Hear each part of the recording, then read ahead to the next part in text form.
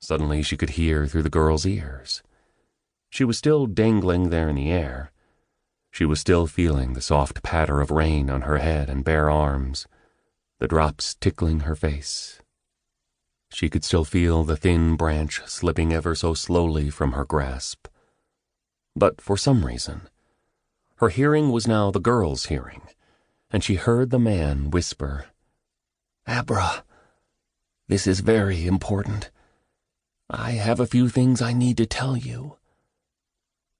But as the Abra hanging from the tree realized the girl on the ground was her, and as she thought she was going to hear something very important, her fingers slipped from the branch.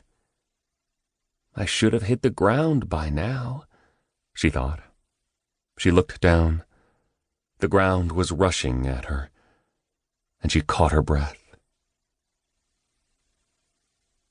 Abra woke in the hospital bed and took a long breath, trying to calm herself.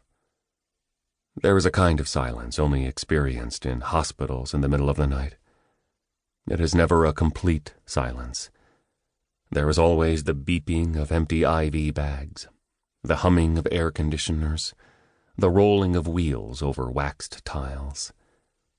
But in between all of those noises is a kind of medicated silence, awaiting to see what will come next. At night, a hospital holds its breath.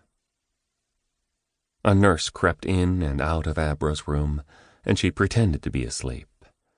But her heart pounded, and her eyes twitched under their closed lids.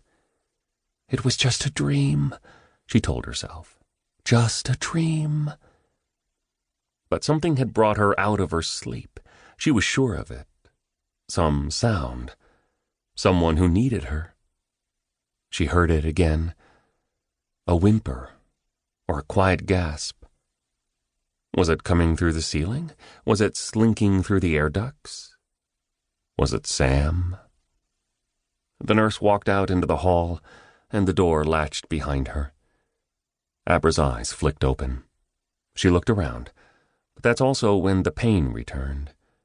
A deep ache from the center of her abdomen, a pain that radiated out to her ribs, her pelvis, her neck, her legs. Her foot throbbed. She bit her lip to keep from crying out, and wrapped her right arm gingerly around her stomach, trying to hold every painful thing in place. Her pain medication was wearing off. The space where her father had been sitting, the small armchair in the corner of the room, was empty. There was still the impression of him in the cushion. Maybe he had gone looking for her mother. Maybe he had gone on yet another search for a decent cup of coffee. In any case, he was gone, and Abra was alone. She lifted her legs and turned until she sat on the edge of the bed. She listened, and again she thought she heard it. The sound came from far away, but it drew her, even through her pain. She glanced longingly at her pillow. Maybe she should stretch out on the bed again, go back to sleep. But what if Sam needs me? She carefully placed her feet on the cold tiles and leaned forward, sliding off the bed. Oh, the pain! With each fragile step, the traction strips on the bottom of her hospital socks made a barely audible peeling sound on the floor, like a Band-Aid pulling away. She was attached at the back of her hand to an IV, that in turn was attached to 2 bags holding clear liquid, both hanging from a sort of coat rack on wheels. She pulled it along beside her as she walked, and the wheels squeaked a rhythm. It was the middle of the night, and her hospital room was dark. The door that led from her room to the main hallway was a heavy wooden door with a metal push bar on the inside. She leaned slowly against the bar, gritting her teeth at the loud sound the bolt made when it opened, but no one seemed to have heard.